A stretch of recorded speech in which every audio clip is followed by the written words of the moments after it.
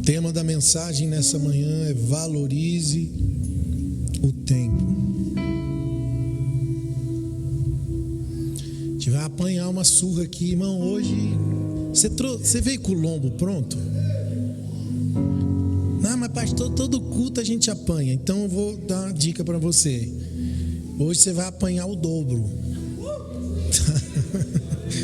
Tá bom? Como eu já apanhei, então eu posso falar que a gente apanha primeiro, você tá ligado, né? Eu nunca me preparo para pregar. Eu recebo de Jesus e prego para vocês. Então sempre que eu prego para vocês, quem apanhou primeiro fui eu. Tá bom? Eclesiastes capítulo 3, versículo 10 diz assim: eu tenho visto o fardo que Deus impôs aos homens. Ele fez tudo apropriado ao seu tempo.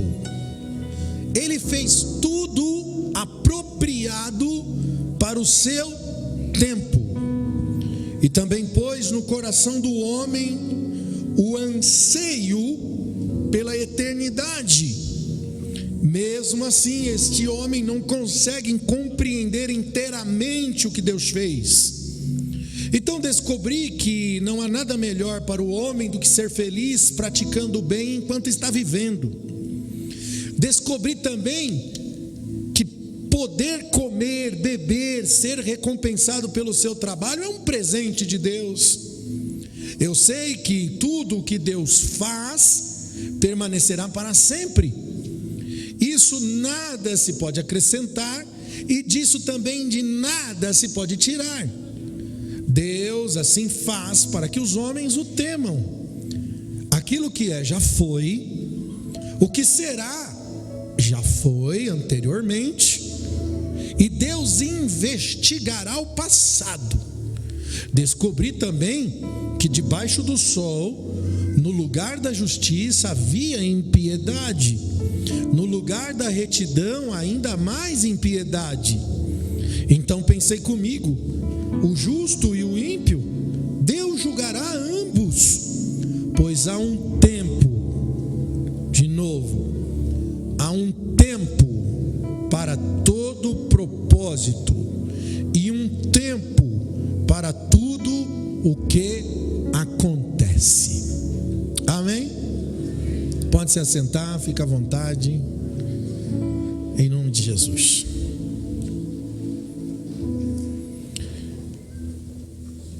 Amados, nós precisamos aprender a discernir o tempo. Se tem uma coisa que a gente não faz, é as contas sobre o tempo. E por nós não discernirmos o tempo, nós perdemos aquilo que é mais precioso na nossa vida: o tempo. Se tem uma coisa valiosa, irmão, que vale, que não tem preço, sabe aquilo que tem valor e é tão valioso que não tem preço? É o tempo. Você não pode comprar tempo. Nenhuma ciência consegue criar mais tempo. E por mais rico que uma pessoa seja, não existe possibilidade de comprar tempo. Então hoje eu quero falar sobre nós aproveitarmos o tempo, mas não como quem quer curtir a vida, não como quem quer alimentar desejos e vontades para assim satisfazer-se naquele tempo.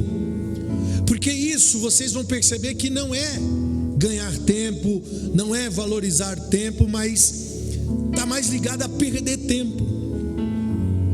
Como alguém que entende que precisamos viver para cumprir o propósito de Deus na nossa vida. Isso é ganhar tempo. Como uma igreja gloriosa que nós devemos ser, tem uma vida em um significado dentro do cronograma da vontade de Deus.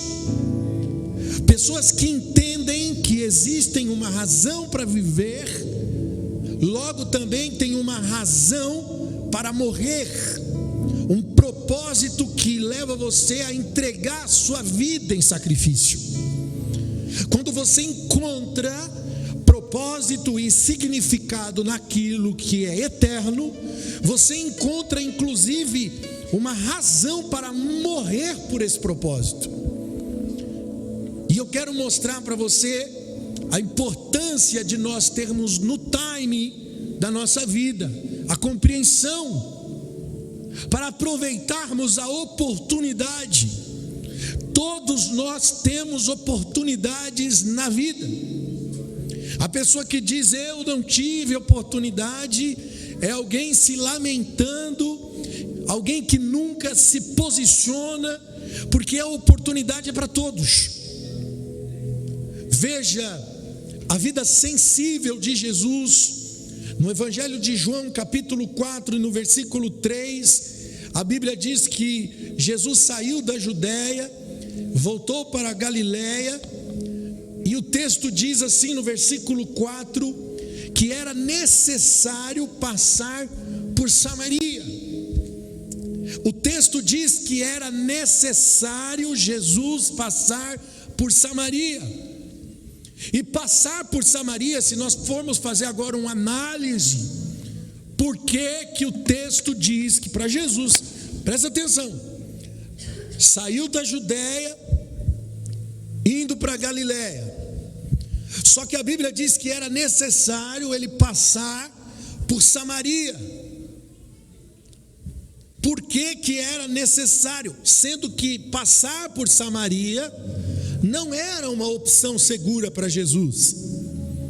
Irmãos, os samaritanos viviam em conflitos com os judeus, ao ponto deles não poderem nem se falarem. Então, de forma cultural, existia um ódio dos samaritanos e um ódio dos judeus contra os samaritanos. Porque os samaritanos, eles são uma mistura de outras nações com o povo judeu, porque no tempo do exílio, onde várias nações ficaram exiladas no cativeiro, se misturaram com o judeu e formaram um novo povo chamado os samaritanos. Então os samaritanos é uma mistura de raças de outras nações com os judeus.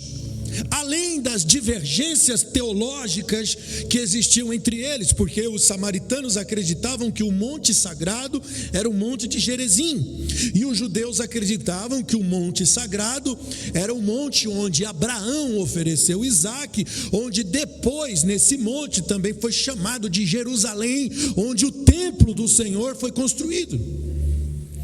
Então passar por Samaria era desconfortável, era perigoso, era lidar com a rejeição, era lidar com a agressão, era lidar com a ofensa. Então qual que era a necessidade de Jesus em passar por Samaria? Você percebe que muitas vezes nós escolhemos pelos caminhos mais convenientes da nossa vida? Quantas pessoas estão aqui nessa manhã, abdicaram de conhecer o propósito de Deus na sua vida, de se entregar mais, porque escolheram um caminho que para você é mais fácil.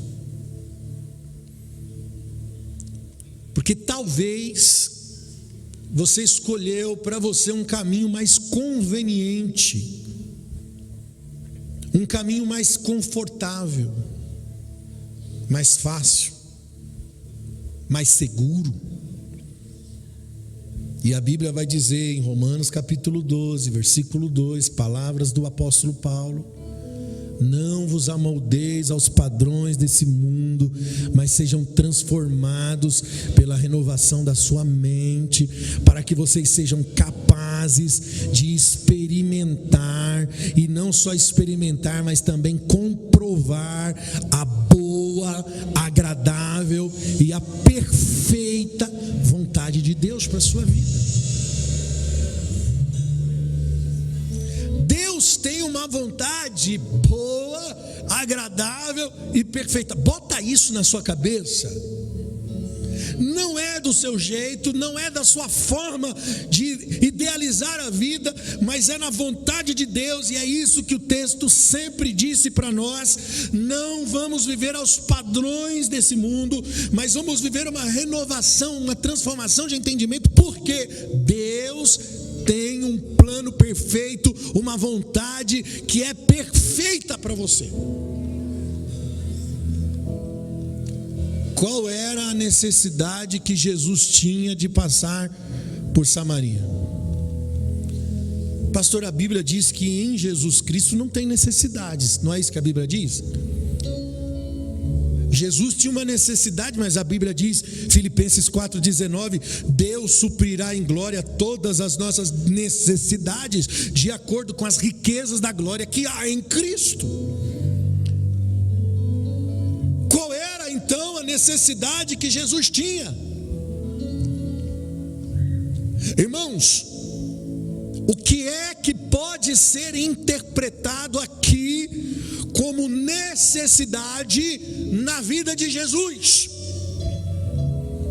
Porque talvez a palavra necessidade, no nosso entendimento, tenha a ver com as nossas próprias necessidades.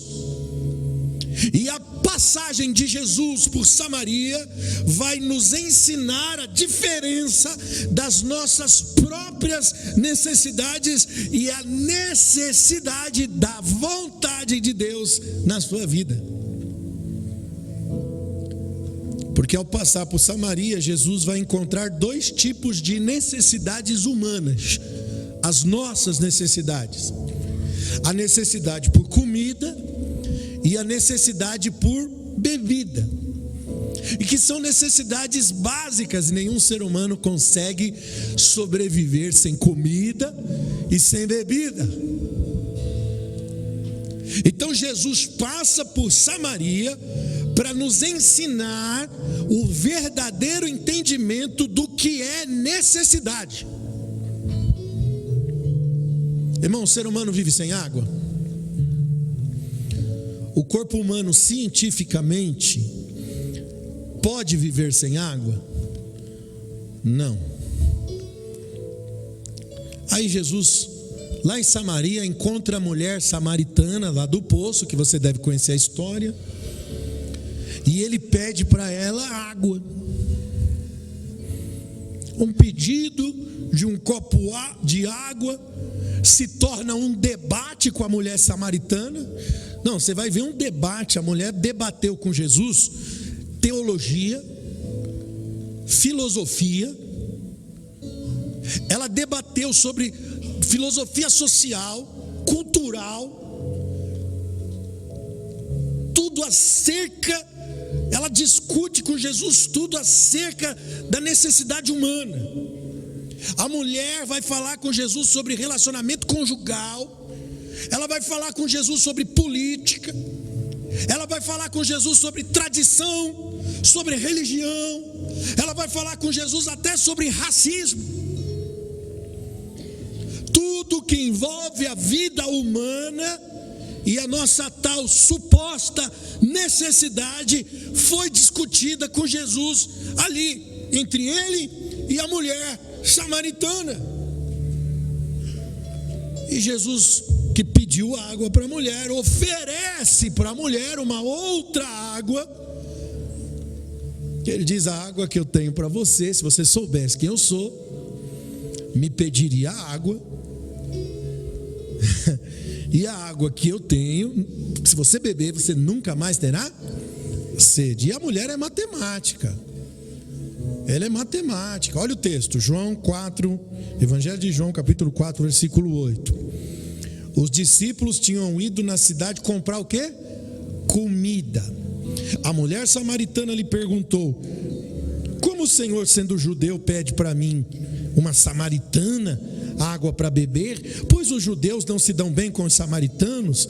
Jesus lhe respondeu: se você conhecesse o dom de Deus e quem está falando, está pedindo água, você lhe teria pedido a ele, e eu lhe daria água viva. E disse a mulher: o Senhor não tem como tirar a água do poço, onde que você vai conseguir essa água viva? Ela é matemática. A matemática dela era o seguinte: uma corda e um balde. Como é que você me daria água se você não tem balde? Então ela é extremamente coerente em uma realidade física. Mas sabe o que é interessante, irmãos? Jesus começa a conversa com a mulher pedindo água, mas ele não bebe água. A conversa termina e ela não dá água para Jesus. Jesus vai embora sem beber água, porque o propósito de Jesus não era beber água, não tinha a ver com necessidades físicas.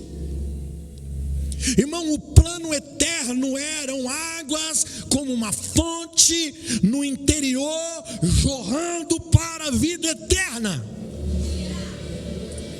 Olha o versículo 13. Jesus respondeu: quem beber dessa água que você tem aí vai ter sede de novo. Mas quem beber da água que eu lhe der, nunca mais terá sede. E pelo contrário, a água que eu lhe der se tornará nele uma fonte, e essa água vai jorrar para a vida eterna. A mulher disse: Senhor, me dê então dessa água, para que eu não tenha mais sede e nem precise voltar aqui mais para tirar água. Ela não entendeu ainda e ela continua a matemática. Até que Jesus tocou nas feridas desta mulher, quando disse para ela que ela tinha 5 maridos, que ela teve 5 maridos, e o que ela tinha agora não era dela. Não, irmão, se tinha alguém que acreditava em casamento, era a mulher samaritana. Não, ela teve 5 maridos. Quem lê o texto pensa assim: essa mulher não presta. Não, ela acreditava em casamento. Ela casou 5 vezes. E agora ela provavelmente estava envolvida numa relação proibida, porque não era dela. Então Jesus toca na ferida. Quando toca na ferida, começa a entender alguma coisa. Na vida dessa mulher nada dava certo. E só quem passa por lutas emocionais, relacionais, frustrações em relacionamento que não dá certo e coisa e tal, sabe, consegue imaginar um pouquinho da luta, dos traumas que provavelmente essa mulher tinha. E Jesus só mostra para ela o relativo entre a água dele com a água natural física. Irmãos, assim como o homem, para viver uma migalha de vida, porque é isso que a gente vive, uma migalha de vida, e eu vou provar para você hoje. O homem, para viver uma migalha de vida, precisa beber água, senão ele não consegue subsistir. A água de Jesus forma em nós uma fonte inesgotável para a vida eterna. Precisamos beber da água de Jesus todos os dias da nossa vida.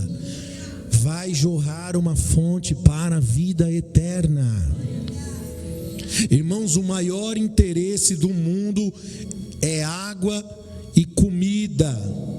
Jesus disse: eu posso fazer de você uma fonte de água.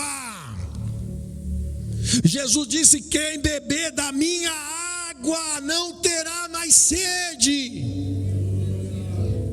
Depois que Jesus alcança essa mulher, depois que o coração dela é tocado,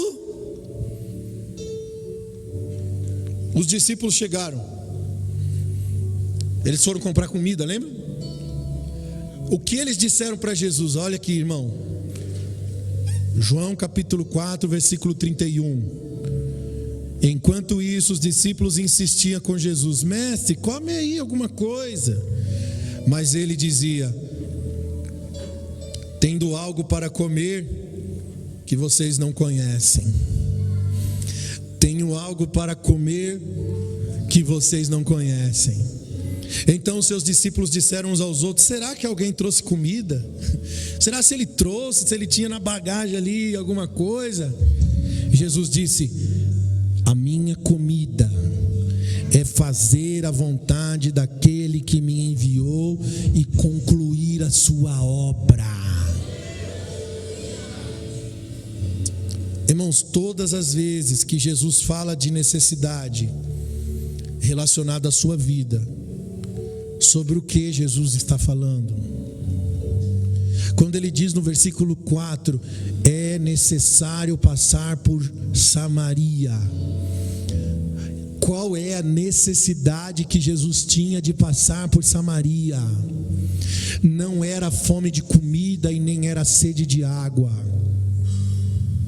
Sabe, irmãos, por nós não compreendermos o propósito de Deus nas nossas vidas, nós estamos aprisionados e limitados na nossa própria carência. Jesus é o provedor, é aquele que é a fonte da água viva, é aquele que é o abençoador, e a Bíblia diz com todas as sortes de bênçãos em lugares celestiais. A Bíblia diz que Jesus é o pão vivo que desceu do céu. Ele é aquele que alimenta de forma que quem come e bebe de Jesus, o texto diz, nunca mais terá sede e nem fome. Então, quando Jesus fala de uma necessidade, Ele não está se referindo às nossas carências, Ele não está se referindo às nossas faltas. Jesus nunca se moveu na vontade própria de suprir algum tipo de deficiência na sua vida. Jesus, quando fala de uma necessidade, Ele não está falando daquilo que lhe falta, ou daquilo que Ele não tem para si próprio. A totalidade das pessoas que não conhecem a Cristo, seus projetos, seus planejamentos são regidos pelos seus sensos de carências. E as pessoas que fazem as coisas movidas pelo senso de necessidade, fazem para compensar aquilo que lhe falta. Tudo que você move na vida é para expressar quem Deus é em você, ou é para compensar alguma coisa que falta a você? Pensa comigo, irmão. Gente que inclusive se relacionam umas com as outras, pessoas que estabelecem projetos, planejamentos, movidos por interesses e por necessidades, baseado naquilo que julga ser suas próprias necessidades, baseado naquilo que são seus interesses, seus desejos, suas carências. Tudo que essas pessoas fazem, onde vão, está movido por um senso de recompensa. Mas quando Jesus fala de necessidade, Ele fala daquilo que por convicção o Pai já disponibilizou para ele. Sabe o que é necessidade para Jesus? Necessidade para Jesus é a oportunidade de realizar no tempo aquilo que é o projeto estabelecido de Deus desde a eternidade. Quer que eu repito para você gravar? Vamos lá. Necessidade para Jesus é a oportunidade de realizar no tempo aquilo que é o projeto de Deus estabelecido para Ele desde a eternidade. Então, necessidade para Jesus é tempo e oportunidade. A necessidade de Jesus por Samaria, passar por Samaria, iria ser a oportunidade de registrar no tempo. Jesus materializou no tempo aquilo que está projetado por Deus na história. Então a única necessidade de Jesus é cumprir no tempo aquilo que é a eternidade. Jesus é o Senhor do tempo, porque Porque ele tem consciência do eterno. Irmãos, quando você ter consciência de eterno, você não perde a oportunidade e você materializa no tempo o plano, o propósito, a vontade de Deus na sua vida. Mas o ser humano está perdido no tempo, porque não tem consciência de eternidade, não conhece o propósito de Deus na sua vida. Por isso esse ser humano vai viver para suprir suas faltas e vai viver para suprir as suas carências, porque não tem consciência da sua oportunidade no seu tempo. Eclesiastes 9:10, Salomão disse: o que as suas mãos tiverem que fazer, faça com toda a sua força, pois na sepultura para onde você vai, não há atividade, não há planejamento, não há conhecimento e não há sabedoria. Não, faça com tudo que você tiver que fazer, aproveita e faça com todas as suas forças, porque você uma hora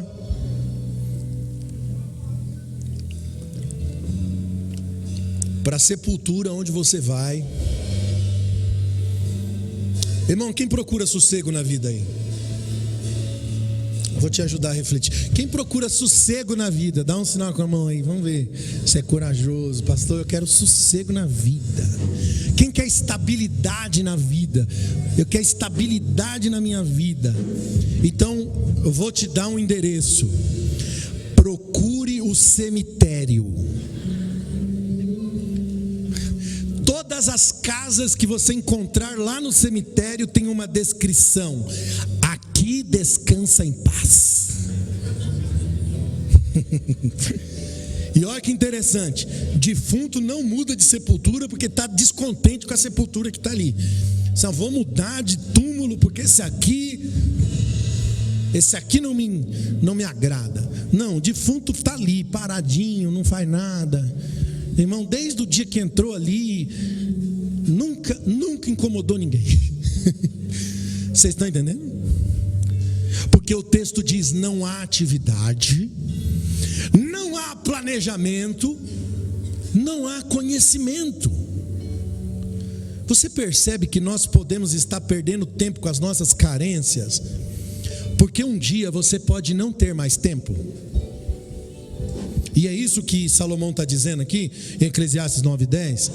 Tudo que você tiver que fazer, irmão, faz agora, faz com todas as suas forças, porque um dia, para a sepultura onde você vai, acabou tudo. Você consegue perceber que enquanto você viver para guardar os seus interesses, você não vive. Enquanto você viver para guardar seus interesses, você está morto. Você está passando pela vida sem atividade do eterno, sem planejamento de Deus e sem o conhecimento da glória. Olha o que Salomão escreve no versículo 11: eu ainda percebi uma outra coisa debaixo do sol. Os velozes nem sempre vencem a corrida, os fortes nem sempre triunfam na guerra, os sábios nem sempre têm comida, os prudentes nem sempre são os ricos, e os instruídos nem sempre têm o prestígio.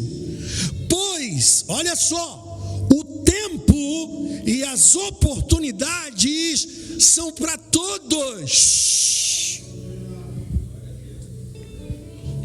Para não ficar nas minhas palavras, irmãos, o texto está dizendo que o tempo e as oportunidades são para todos. Então, a primeira coisa que você tem que parar é de ser mimizento, de falar: eu não tenho oportunidade, eu sou desfavorecido. Então, você está dizendo que a Bíblia é mentirosa, porque aqui está dizendo que o tempo e a oportunidade é para todos.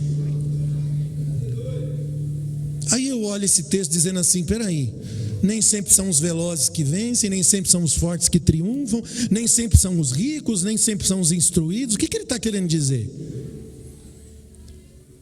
Não é na capacidade Não é na capacidade que faz o homem. A Bíblia diz que você pode ganhar o mundo inteiro e perder a sua alma. Então não é na velocidade, não é na força da guerra, não é na sabedoria, não é na prudência, não é na riqueza, não tem a ver com instrução. Tem a ver com o que então, pastor? Tem a ver com aproveitar o tempo e a oportunidade. Porque tempo e oportunidade é para todos. Você já viu gente com menos conhecimento que você, com menos capacidade que você, vivendo aquilo que você não está vivendo? Você olha assim para a pessoa e fala, mas eu sei mais que ele, como é que pode esse cara e tal? Mas eu tenho mais capacidade, por que eu não estou vivendo isso que esse cara está vivendo?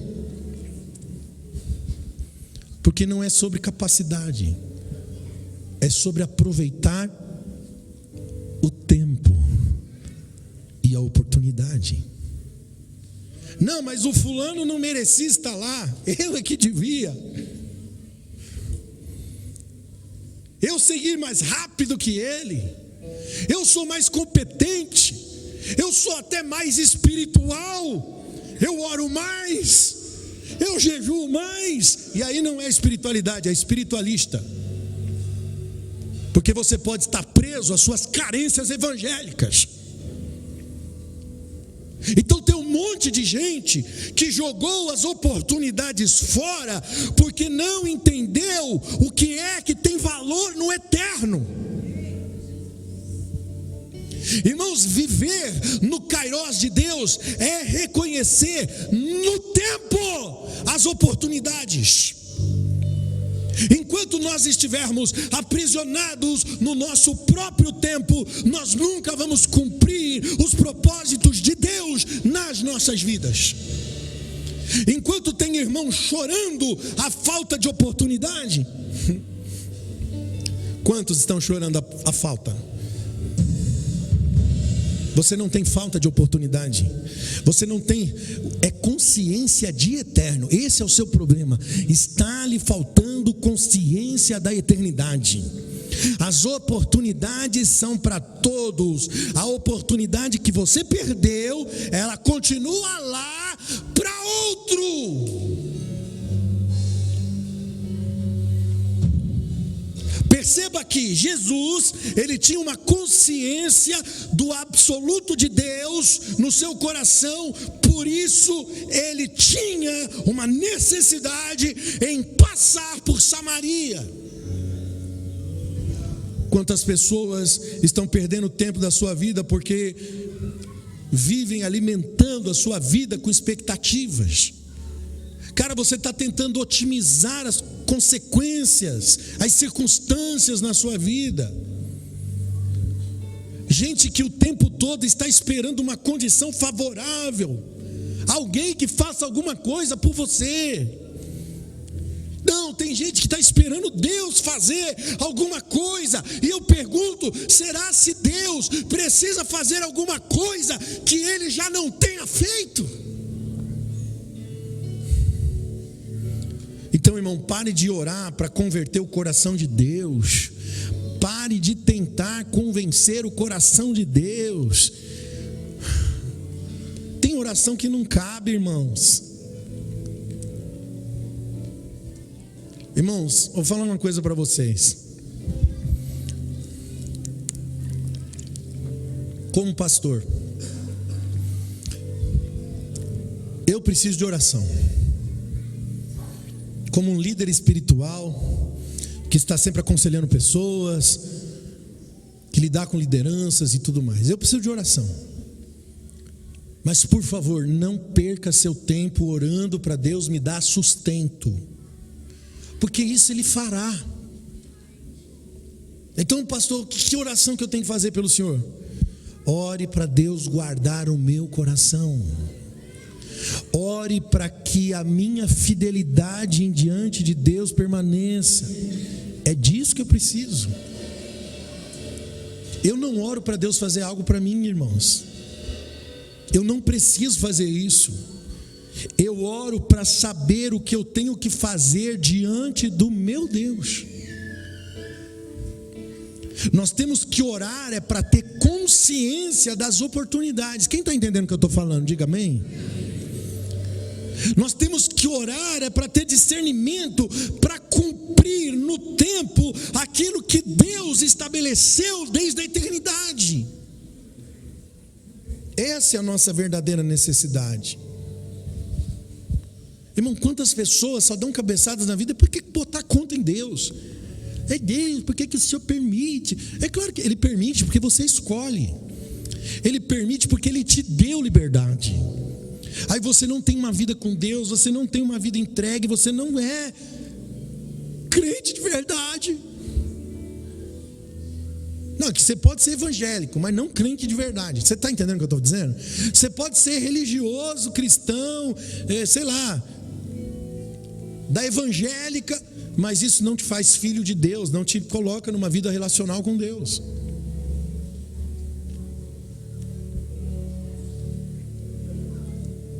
E aí você faz as escolhas erradas pelas suas carências. Aí o namoro não dá certo, o noivado não funciona, o relacionamento só dá pau. Ah, pastor, eu não sei o que acontece na minha vida, que eu só arrumo gente errada. Só acontece, lembra da mulher samaritana? 5 maridos? Toda perdidinha, nada dando certo. Aí Jesus chegou para ela e falou assim: chega, você vive com sede, nada te satisfaz, as coisas não funcionam para você. Eu tenho uma água aqui, nunca mais seu problema. Acabou.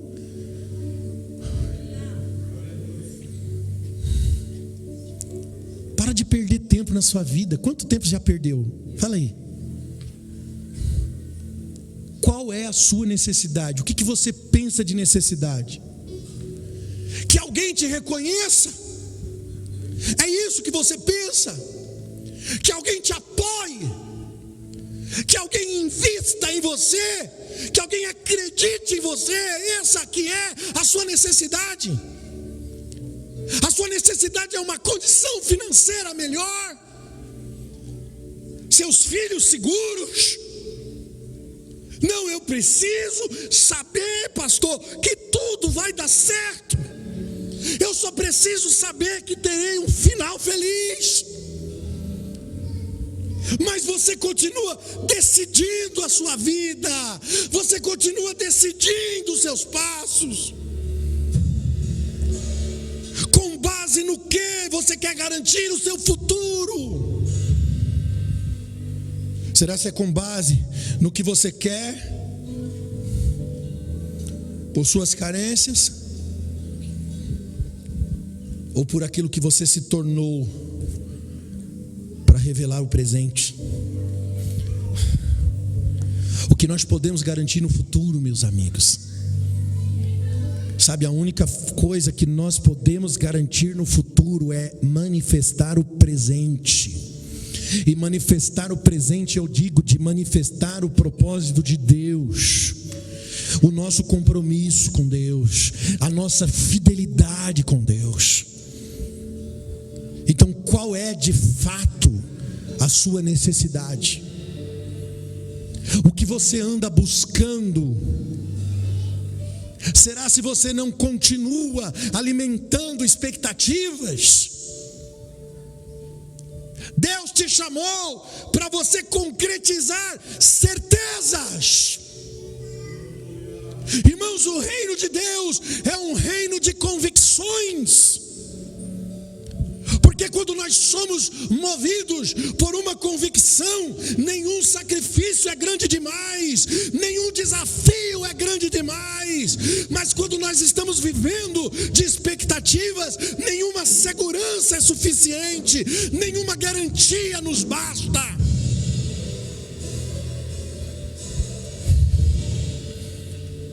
Eclesiastes capítulo 11, versículo 1, o Salomão disse: atire o seu pão sobre as águas, depois de muitos dias você tornará a encontrá-lo. Reparta o que você tem com 7 e até com 8, pois você não sabe que desgraça poderá cair sobre a terra. Quando as nuvens estão cheias de água, derramam chuvas sobre a terra, quer uma árvore caia para o sul, quer para o norte, semente no lugar em que cair ficará. Quem é que observa o vento nunca plantará. Quem olha para as nuvens nunca colherá. Sabe o que Salomão está falando aqui?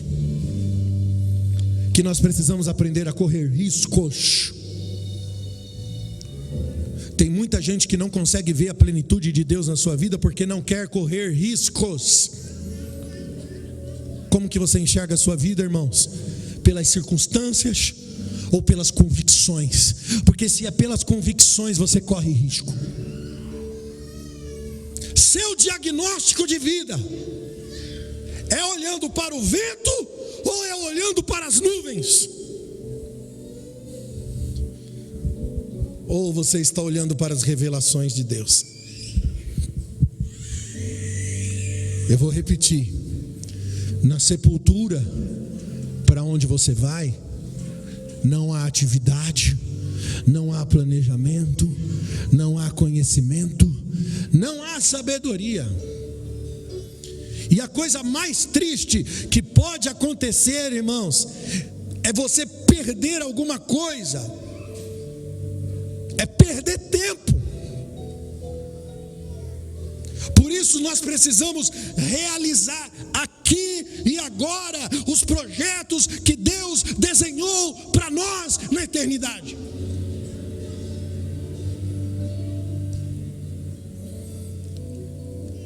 Você conta os seus dias? Você conta?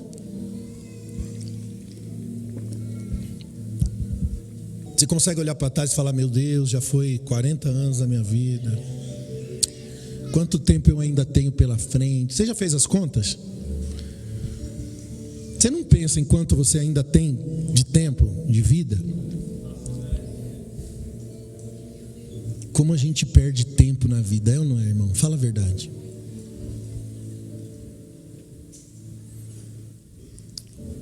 Até 1830 não existiam automóveis. O mais rápido que uma pessoa podia andar era de cavalo. E hoje nós temos menos tempo do que antes. Hoje você consegue atravessar um estado em 1 hora, 1h30. Como a gente ganha, parece que a gente está ganhando tempo com a tecnologia automobilística, mas parece que nós temos menos tempo do que antes.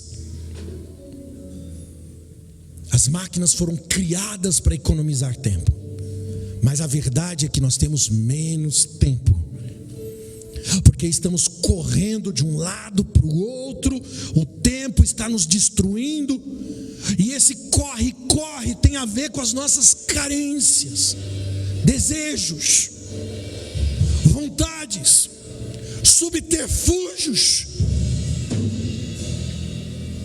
Mas a pergunta é: quanto tempo mais nós temos?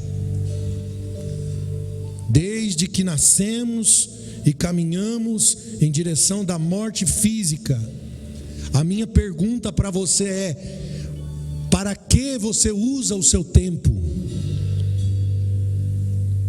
Nós deveríamos fazer como o salmista, no Salmo 31, no versículo 14, que diz: eu confiei em ti, Senhor, e disse: tu és o meu Deus, os meus tempos estão nas tuas mãos. Os seus tempos estão nas mãos de Deus, irmãos. Todos os tempos, os mesmos números de horas, de minutos, todos os dias estão nas mãos de Deus. Todos nós temos o mesmo tempo.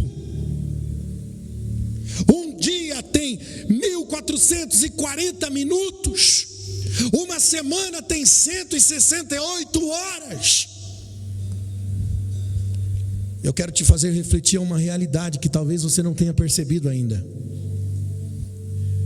Se uma pessoa viver 75 anos, ela viveu bastante. Sim ou não, irmão?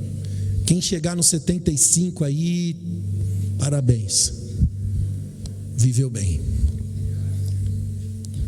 Eu vou mostrar para você que esse viveu bem não viveu nada. Os primeiros 15 anos da sua vida, do dia que você nasceu até a sua adolescência, coloca 15 anos. Vamos tirar dos 75 anos, 15 anos. Da infância até a adolescência, digamos assim, que você não viveu propósito, não teve intensidade. Você foi criança e adolescente. Você era um dependente, alguém que estava seguindo.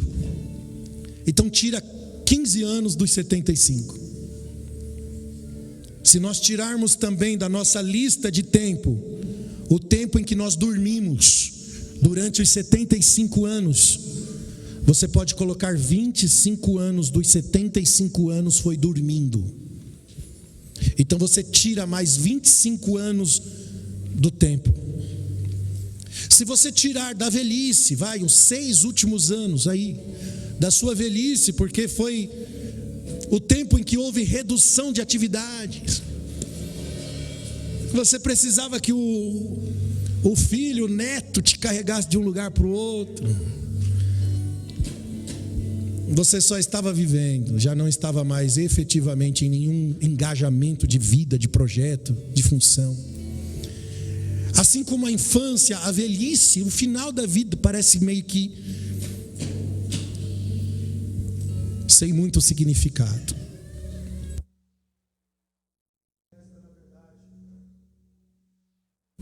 O que vai restar na verdade é 30 anos.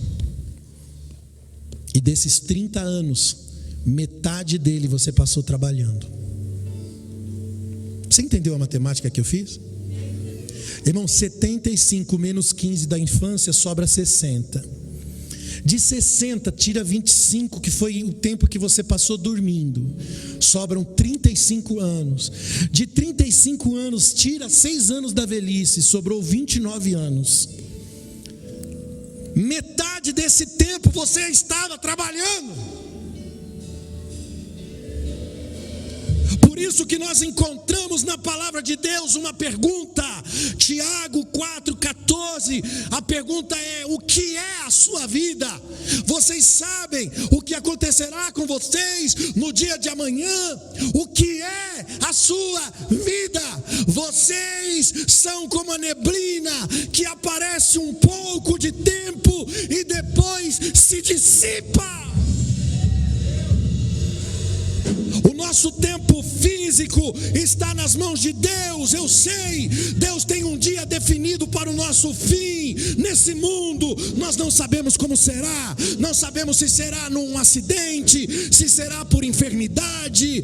Enfim, nós não sabemos. Mas eu sei de uma coisa: todos nós estaremos diante do grande tribunal de Deus. E nós vamos prestar conta das migalhas de tempo que nós vivemos nesse mundo.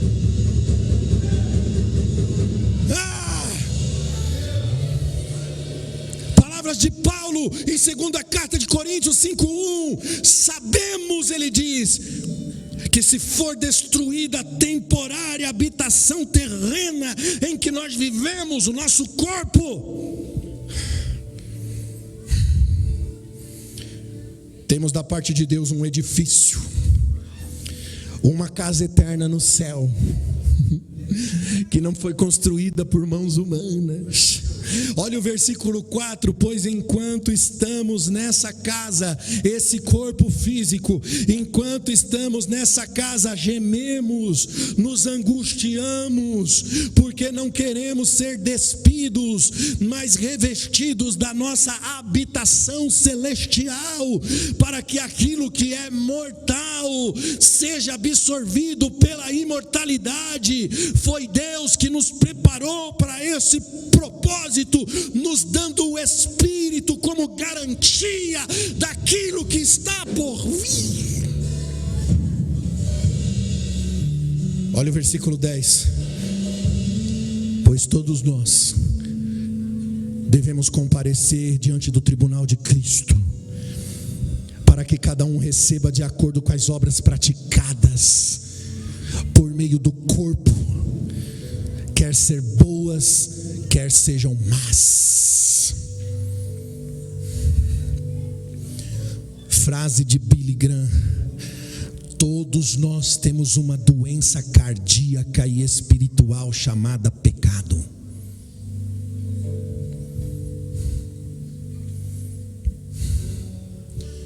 É a única coisa que precisa ser destruída na nossa vida, para que nós vivamos essas palavras de Paulo em 2 Coríntios: uma casa espiritual edificada, porque nós estamos em um corpo, em uma casa terrena que vai ser destruído, mas nós teremos uma casa celestial e eterna, uma morada eterna. Só que tem um dilema: nós vamos prestar conta do tempo que nós vivemos nessa morada, nesse lugar.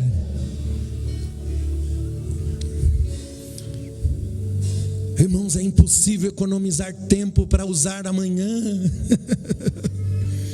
Por isso a Bíblia diz, Efésios 5,15, Paulo diz: vivam de forma prudente, não como nécios, mas como sábios. Olha o 16, remindo o tempo, portanto os dias são maus. Significa viver com sabedoria. Remir o tempo é viver com consciência do tempo.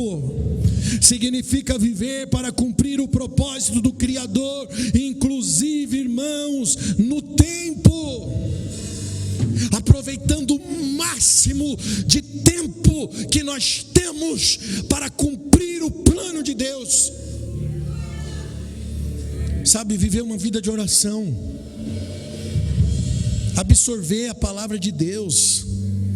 Irmão, quantos crentes, espero que você não seja um deles, que nunca leu a Bíblia inteira, que nunca, irmão, que você vence, o que você escuta está tudo certo, você não vai examinar as escrituras.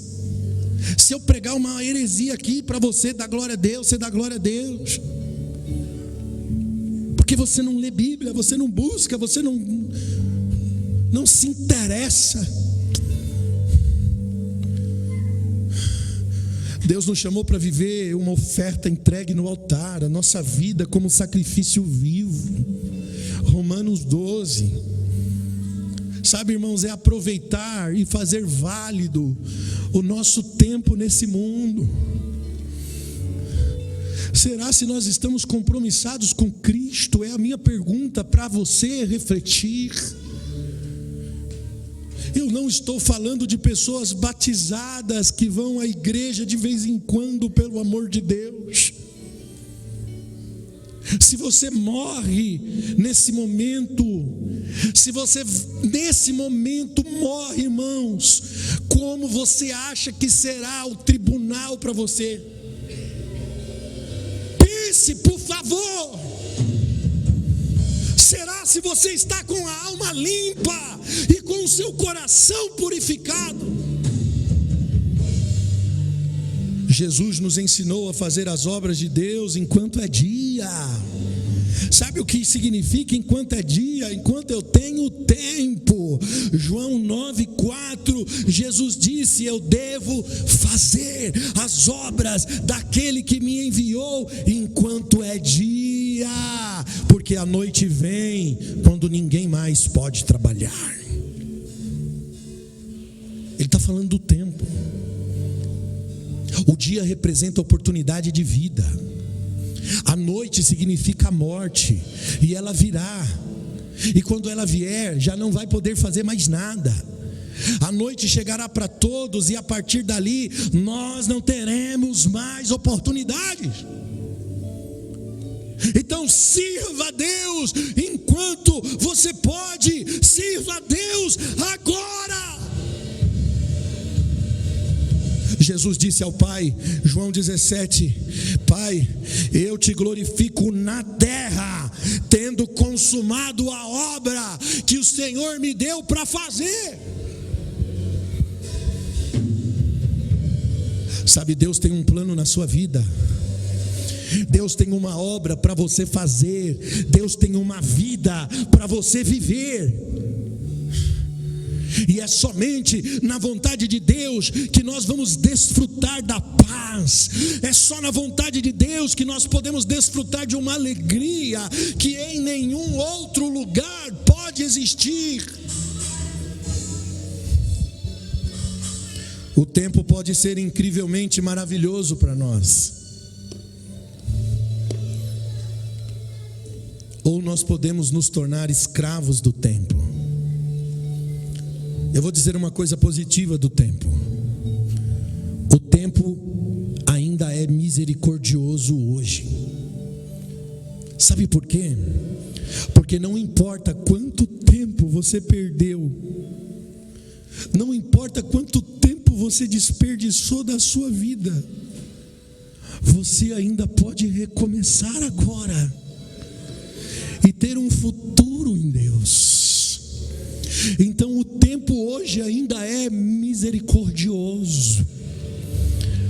Irmãos, no final da vida, não são os seus dias na vida que contam, mas é a vida nos seus dias. A vida eterna é real. E o que fazemos aqui, como nós vivemos aqui, vai definir como é que nós passaremos a eternidade. Eclesiastes 3:11 fez tudo apropriado no seu tempo, e também pôs no coração do homem o anseio pela eternidade. Irmãos, a vitória da vida tem um preço, e nós não podemos desperdiçar a nossa vida com a perda de tempo. Quem está entendendo, diga amém. Gente, a principal ordenança de Deus é que nós devemos amar o nosso próximo. Sabe qual é a diferença de um cristão para outros? É o amor que governa o seu coração.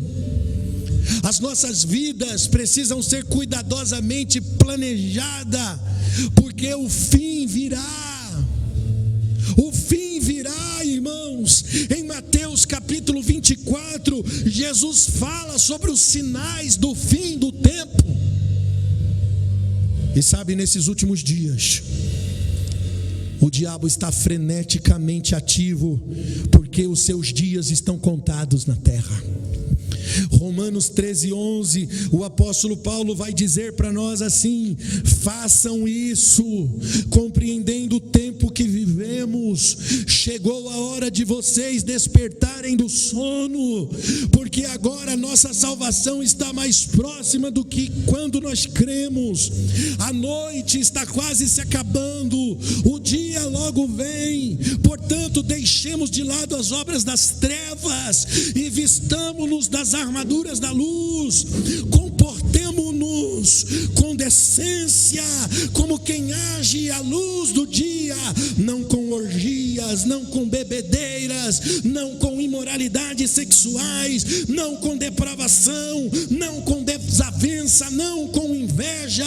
Pelo contrário, revistam-se do Senhor Jesus Cristo e não fiquem premeditando a vida de vocês para satisfazer os desejos da carne de vocês.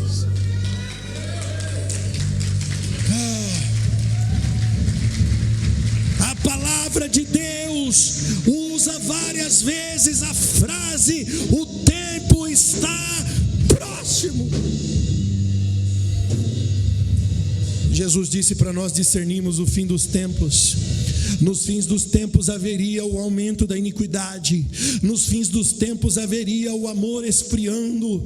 Doenças, pragas em tantos lugares. Nós já vivemos pandemias, nós já vivemos catástrofes climáticas. Você vê o que aconteceu no Rio Grande do Sul. Nós vemos isso acontecendo no mundo inteiro. Estamos vivendo os sinais do fim dos tempos. E eu pergunto para você: quando chegar a hora, será se o seu nome estará escrito no livro da vida? Porque se não estiver, se você não tem certeza, escute o que eu vou te dizer. Se você não tem certeza que o teu nome está escrito no livro da vida, eu não sairia daqui sem essa certeza nessa manhã. Sabe por quê? Porque talvez não haja outro momento. Talvez não haja outro momento. O fato do tempo ser curto exige que você faça algo agora. Aleluia. E talvez você pense que tem mais tempo. 2 Coríntios 6:2 diz: pois ele diz: eu ouvi, no tempo favorável eu socorri no dia da salvação. Digo-lhes, agora é o tempo favorável. Eu vou repetir: agora é o tempo favorável. O dia da salvação é hoje. O tempo favorável é enquanto ainda existe tempo. Pode ser agora. O tempo é hoje. O tempo ainda é favorável. Ainda é favorável. Hoje é o dia da sua salvação. Você recebe essa palavra nessa manhã. Cara, é uma manhã de confronto, onde nós vamos ter que mudar toda a nossa agenda. Nós vamos ter que fazer uma mudança de prioridades na nossa história, na nossa caminhada de vida. Nós vamos pedir para o Espírito Santo nos dar sensibilidade do tempo. Quanto tempo você perde, irmão, na frente de uma televisão? Quanto tempo você perde nas redes sociais? Quanto tempo você perde alimentando a sua carne, os desejos da sua vida? Quantos anos se foram? Não perca mais tempo. Use os 30 anos. Digamos que você vai viver 75.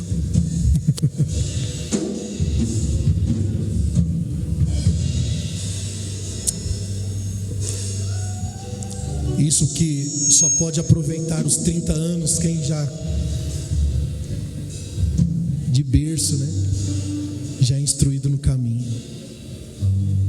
Mas se você puder aproveitar 10 anos, irmão, 5 anos, que seja o último momento da sua vida.